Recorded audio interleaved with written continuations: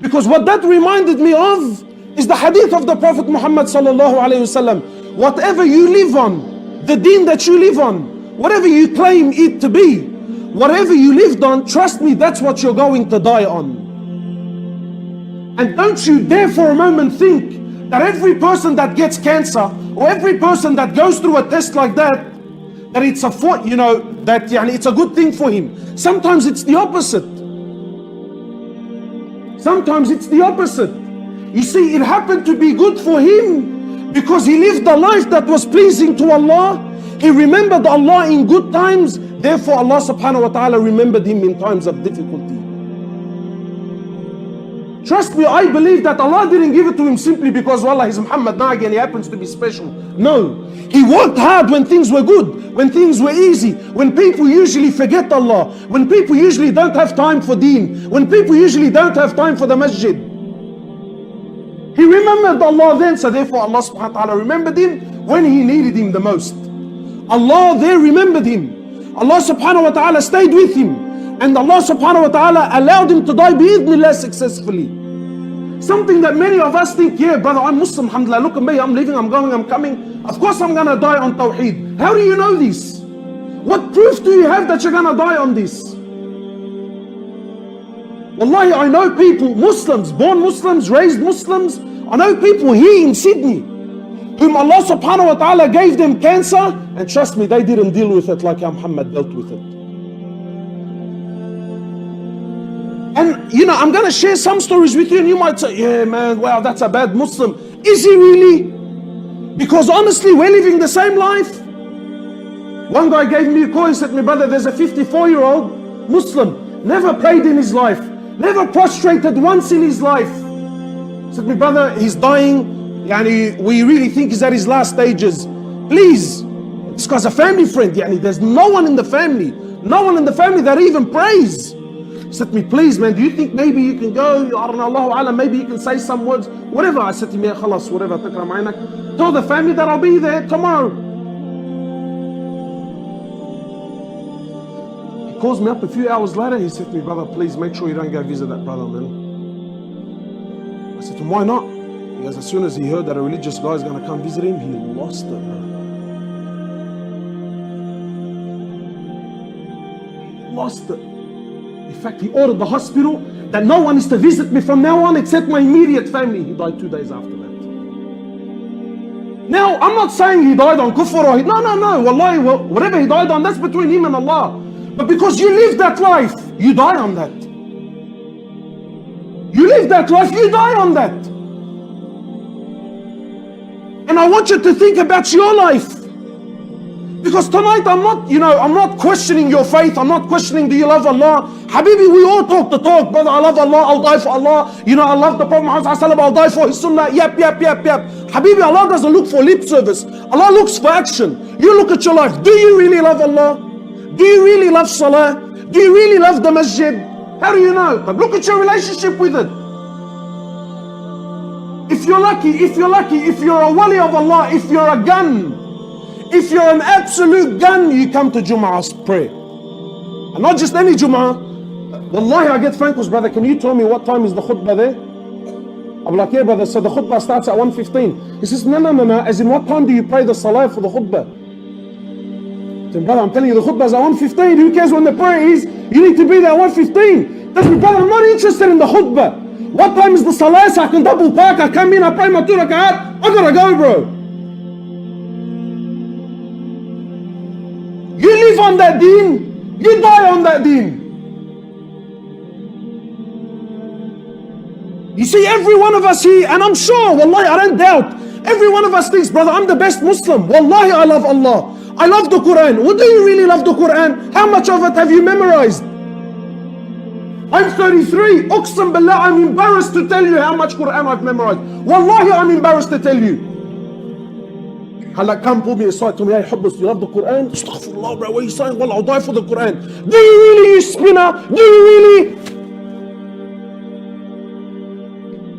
You still know the same 5 surah of Quran that you memorized when you were 6 years old. Allahu Alam if you even read it properly.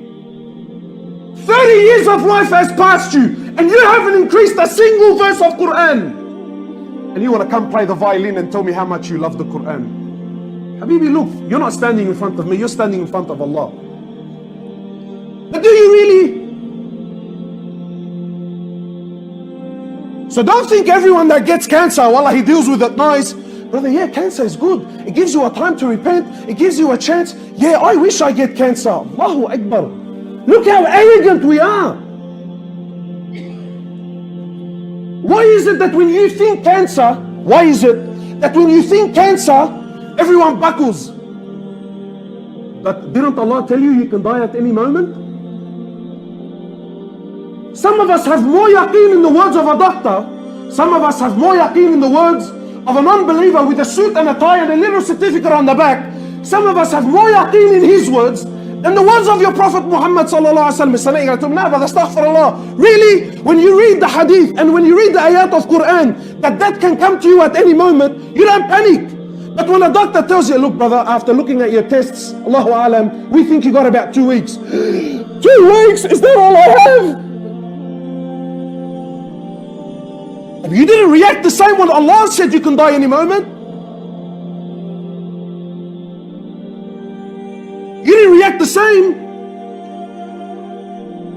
Every morning in the Sahih Hadith, what's the dua when you wake up in the morning? I'm not going to tell you what's going to happen next week. Last night, what's the dua? Does any of the kids know the dua you make when you wake up? Anyone know? Alhamdulillah alladhi ahyana ba'dama.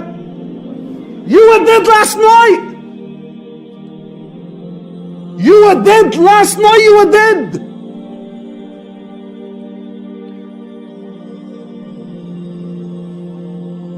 Didn't change you.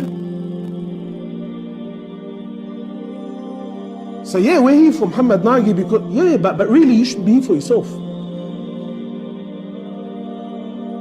We should be questioning ourselves. That really, what deen am I really living? Because that's the deen you're gonna die on, trust me. And when Allah takes your soul, trust me, the condition of your deen at that moment of death, if you were to live for another 1,000,000 years, you weren't gonna move an inch from that condition. You know, sometimes you hear about a brother who died without salah.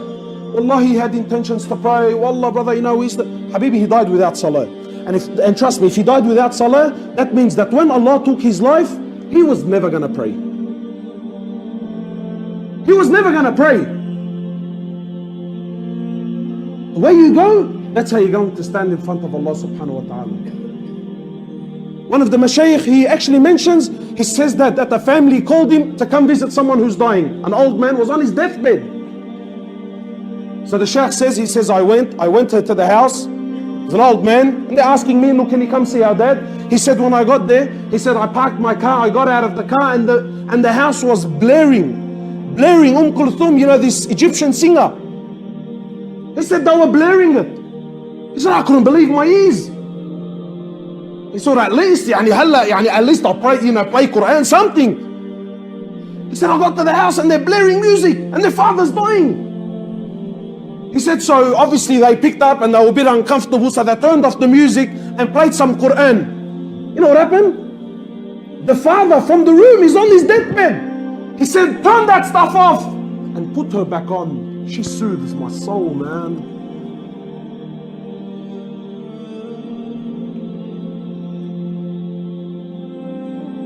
The life you live, that's how you're going to lie.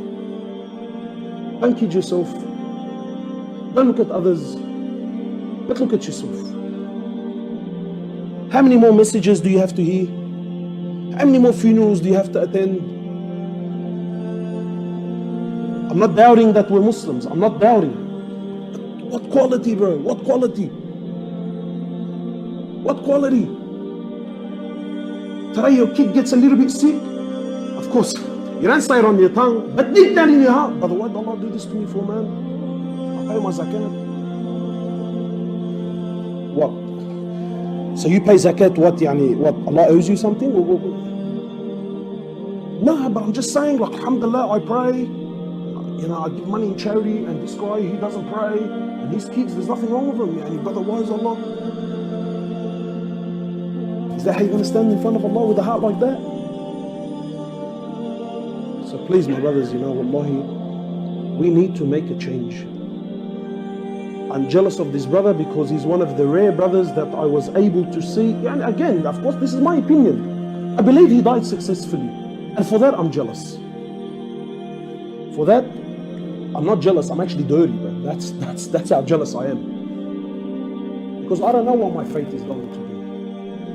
So please, my brothers and sisters, wallahi, I really hope tonight can be a change in our lives. Enough.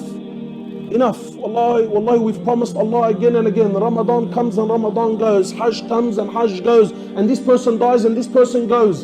And this contract is finished. And we still keep giving Allah the same excuses and we haven't moved an inch. This needs to stop. You need to make a change. You need to better your life. Because the deen that you're on now, that's what you're dying on. How is your salah now? How is your salah? Allah says, successful are those believers. Successful are those believers whom in their salah they have concentration. These people are successful. Habibi, I've been praying for over 10 years. I've been praying for over 10 years. And uqsam billah, I still till this day, in my salah, Habibi, I think about anything and everything except Allah. I'm quoting jobs, I'm crunching numbers, what's my wife making for food, I hope the boys don't leave without me, anything and everything except Allah. So yeah, brother, you can have a nice hectic beard and a hectic abaya, but Allah knows what's in the hearts. We ask Allah subhanahu wa ta'ala that He gives us the best.